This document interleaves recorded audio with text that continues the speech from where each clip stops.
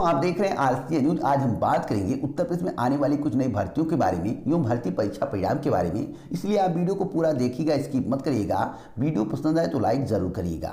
अगर आप वीडियो को पूरा नहीं देखेंगे तो आपको पूरी जानकारी नहीं मिलेगी, आप इधर उधर भटकेंगे, आप कमेंट के माध्यम से जानकारी मांगेंगे, आप हमेशा परेशान रहेंगे। इसलिए आप वीडियो को पूरा देख लीजिएगा तो आपकी समस्या का समाधान हो जाएगा। आज के समाचार पत्रों में जो छपा था उसका निचोड़ आपको पता नहीं है। आपको समाचार पत्रों को पढ़ते हैं लेकिन समझने का प्रयास नहीं करते हैं, क्योंकि मैं सुबह समाचार पत्र की कठिन दिखाता हूं, 40 बड़ी खबरों के बारे में बताता हूं। अगर आप पूरा वीडियो देख लें तो समाचार पत्र में कौन कौन सी खबर आई हुई है, एक भी खबर आपसे छूटेगी नहीं। उत्तर प्रदेश, बिहार और दिल्ली की। इसलिए मैं कहता हूं कि सुबह की वीडियो आप जरूर देखा करें। आप यूट्यूब पर सर्च किया करें आरसीए न्यूज, आप चैनल पर जाएं, होम पेज पर आपको वीडियो देखने को मिलेगा। वीडियो को आप पूरा देखा करें जिससे आपको पूरी जानकारी मिले। आज के समाचार पत्रों में आपने पढ़ा होगा कि लेखपाल के 7,882 पदों पर भर्ती का विज्ञापन जल्द।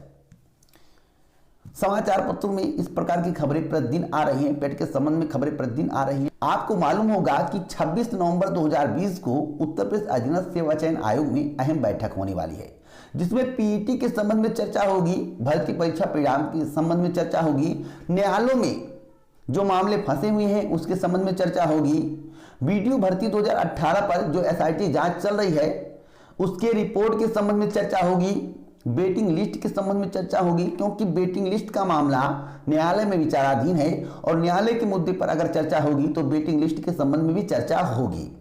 भर्ती परीक्षा कैलेंडर के संबंध में चर्चा होगी, किस महीने से परीक्षा आयोजन किया जाए इसके संबंध में चर्चा होगी। तो मैं आपसे बताना चाहता हूं कि भर्ती परीक्षा कैलेंडर आपका दिसंबर माह में जारी कर दिया जाएगा। भर्ती परीक्षा कैलेंडर तैयार है लेकिन उसमें कुछ खामियां हैं, जैसे कि मेरे द्वारा आपको बताया गया था कुछ कमियां हैं। उस कमियों को दूर करने के बाद ही भर्ती परीक्षा कैलेंडर जारी होगा। मैं आपसे को बता दूं, जो जानकारी मुझे प्राप्त हुई कि जनवरी माह से भर्ती परीक्षा आयोजन किया जाएगा और दिसंबर माह में भर्ती परीक्षा कैलेंडर देखने को आपको मिलेगा। एक और मुद्दा रहने वाला पेट के संबंध में, जिसके संबंध में मैं आपको बार बार बता रहा हूं कि आपके अवसर घट जाएंगे। कुछ लोग इसका बुरा मान रहे हैं। मैं आपसे को बता दूं कि अगर पेट का आयोजन होगा, अगर आप पेट क्वालिफाई नहीं हो पाते हैं तो आपका पूरा साल बर्बाद हो जाएगा। इससे पहले जो प्रक्रिया थी उसके माध्यम से आप किसी भर्ती के लिए अप्लाई कर सकते थे अगर आपके पास योग्यता है। मेरा कहने का तात्पर्य है, अगर राजस्व लेखपाल की भर्ती आती तो आप उसमें भी अप्लाई करते, चकबंदी लेखपाल की भर्ती आती तो आप उसमें भी अप्लाई करते, जूनियर असिस्टेंट की भर्ती आती तो आप उसमें भी अप्लाई करते, आप सभी भर्तियों में अप्लाई करते। लेकिन अगर आप पेट क्वालिफाई नहीं होते हैं, क्योंकि पेट एक वर्ष में एक बार आयोजित किया जाएगा, अगर आप पेट क्वालिफाई नहीं होते हैं तो आप किसी भर्ती के लिए आवेदन नहीं कर पाएंगे। आपका दिल दुखेगा, आपको इस बात का एहसास होगा या सही हुआ है या गलत हुआ है, क्योंकि एक वर्ष के अंदर कई भर्तियों का विज्ञापन जारी होगा। जब सब लोग विज्ञापन जारी होने के बाद आवेदन करेंगे, जो पेट में क्वालिफाई होंगे, अगर आप आवेदन नहीं कर पाएंगे, आप किसी कारणवश क्वालिफाई नहीं हो पाते हैं तो आपको बहुत तकलीफ होगी। कुछ लोग कहते हैं कि 60% से ज्यादा नंबर पाएंगे तो हमारा भी चयन होगा। देखिए, चयन परसेंटाइज के आधार पर किया जाएगा। अगर 100 नंबर का पेपर है, परसेंटाइज बनाया जाएगा। अगर 1000 वैकेंसी आती है तो 15,000 को बुला लिया जाएगा। तो 15,000 का अगर 100 में परसेंटाइज बनाया जाएगा तो अधिकतम 85-86 तक उम्मीदवार क्वालिफाई होंगे। अगर आप 60% से ऊपर नंबर पाते हैं तो क्या आपका चयन हो जाएगा? हो सकता है कि 500 वैकेंसी आए, हो सकता है 400 वैकेंसी आए और मेरिट 95-94 पर आकर टिक जाए। हो सकता है कि मेरिट 95 से नीचे ही ना आए। अगर सीईटी वालों को इस भर्ती में शामिल कर दिया गया, उत्तर प्रदेश अधीनस्थ सेवा चयन आयोग की भर्तियों में शामिल कर दिया गया भविष्य में, तो आपके अवसर कहां बचेंगे? इसी बात को मैं आप लोगों से बार बार कह रहा हूं। आप लोग मेरी बातों को समझ नहीं रहे हैं। भविष्य में आपको इस बात का एहसास होगा कि मेरे द्वारा जो बताया गया था वह सही था। जून जुलाई तक पीईटी कंप्लीट होगा, आपके हाथ में मार्कशीट होगा, उसके बाद ही नई भर्ती का विज्ञापन जारी होगा अगर पेट लागू होता है। अब उसके बाद नई भर्ती का विज्ञापन जारी होगा तो कोई भर्ती कैसे पूरी होगी? जो 40,000 का दावा किया जा रहा है उन सभी भर्तियों को कैसे पूरा किया जाएगा?